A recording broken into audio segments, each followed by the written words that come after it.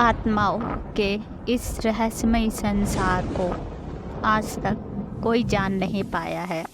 हमारे इर्द गिर्द होने वाली घटनाएं प्रकृति की ही देन है। कभी कभी कुछ ऐसी घटनाएं हमारे आसपास घट जाती हैं जिन पर कोई भी आसानी से विश्वास नहीं कर सकता। कुछ ऐसा ही उत्तर प्रदेश के मऊ जिले के परदहा ब्लॉक के स्वास्थ्य केंद्र में हुआ, जहां आज भूत प्रेतों ने अपना कब्जा जमा लिया है। उस हॉस्पिटल में होने वाले तरह तरह के आवाज़ों से ऐसा ही लगता है जैसे कि अस्पताल के अंदर कोई डॉक्टर इलाज कर रहा हो और किसी मरीज का इलाज चल रहा है।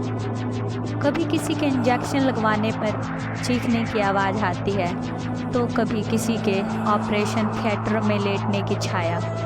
इस स्वास्थ्य केंद्र में अचानक रोशनी की नज़र आने और फिर अंधेरा हो जाने से सारा दृश्य बहुत खौफनाक लगता है, क्योंकि सबको पता है कि इस अस्पताल के अंदर वर्षों से ना कोई जाता है ना ही कोई आता है। फिर भी अस्पताल में यह दिल दहला देने वाली आवाज़ें हर किसी को भयभीत करती हैं। कितने ही लोग इस अस्पताल से निकलने वाले भूतों की आवाज़ें सुनकर डर के मारे इस गांव को छोड़कर भाग गए। बताया जाता है कि वर्ष 1982 में जब मऊ के परदहा ब्लॉक में वर्षों की प्रतीक्षा के बाद यह स्वास्थ्य केंद्र बना तो गांव के लोगों में खुशी की लहर दौड़ गई, क्योंकि बहुत इंतजार के बाद गांव वालों को एक अच्छा हॉस्पिटल मिला था। अब गांव वालों को शहर जाए बिना इलाज हो सकेगा। लेकिन न जाने कब उन गांव वालों की खुशियों पर किसी की नज़र लग गई। एक दिन ऐसी घटना घटी जिसके बाद उस अस्पताल पर भूतों ने अपना घेरा डाल लिया। कहा जाता है कि गांव के सुमिरन प्रसाद पड़ोसी थे। दोनों का पुश्तैनी जमीन लेकर झगड़ा हो गया। एक दिन न जाने क्या हुआ, उस दिन सुमिरन प्रसाद के तीनों भाई गांव आए हुए थे।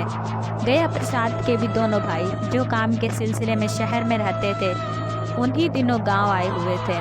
उस रात दोनों परिवारों में पहले कहा सुनी हुई, फिर झगड़े ने विकराल रूप धारण कर लिया। दोनों परिवारों के सदस्यों में एक दूसरे को जान से मार डालने का भूत सवार हो गया। फिर दोनों परिवारों ने खूनी संघर्ष आरंभ हो गया। दोनों परिवारों के लोगों ने धारादार हथियार निकाल लिए। दोनों तरफ से खूनी संघर्ष हो गया, जिसके परिणाम स्वरूप सुमिरन प्रसाद और उसके तीनों भाई और गया प्रसाद और उसके दोनों भाई बुरी तरह घायल हो गए।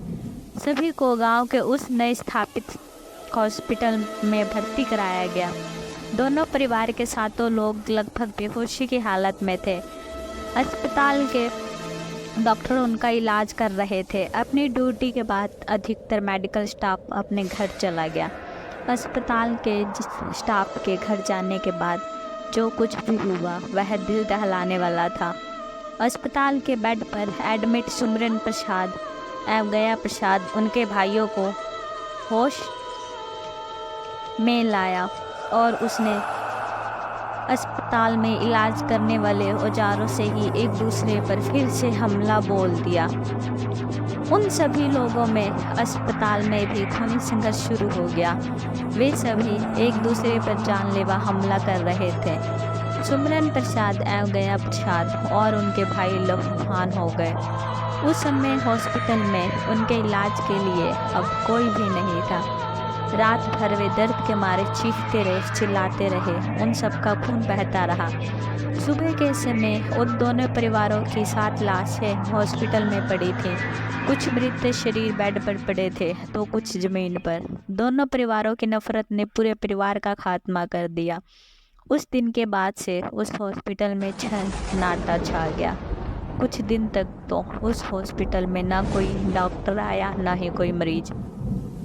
लगभग महीने भर बाद से उस हॉस्पिटल में फिर से डॉक्टर और मरीज आने लगे, लेकिन अब वहाँ पहले जैसी बात नहीं रही। वहाँ अब अनहोनी घटनाएं होने लगी, अजीब आवाज़ आने लगी। उन्हें लगने लगा कि इस हॉस्पिटल में भूत प्रेतों का साया कायम हो गया है। अब गांव वालों को लगने लगा कि भूत प्रेतों ने यहाँ अपना डेरा कायम कर लिया है। वो डर गए और उन्होंने उस हॉस्पिटल में अपना इलाज करवाना बंद कर दिया। तभी वहाँ से एक बहुत बड़े साधु महंत गुजर रहे थे। उन्हें पैर में चोट लगी हुई थी। वे अपना इलाज करवाने इसी हॉस्पिटल में आए, लेकिन जब उन्होंने हॉस्पिटल की स्थिति देखी तो वह सारा मंजरा समझ गए। उन्होंने हॉस्पिटल को भूत प्रेतों से मुक्त कराने का निश्चय किया और उन्होंने अपनी तंत्र विद्या से हॉस्पिटल में ख़त्म हुए दोनों परिवारों के सभी सदस्यों को मुक्त किया और वे हॉस्पिटल पहले की तरह फिर से लोगों को नया जीवन देने योग्य हो गया।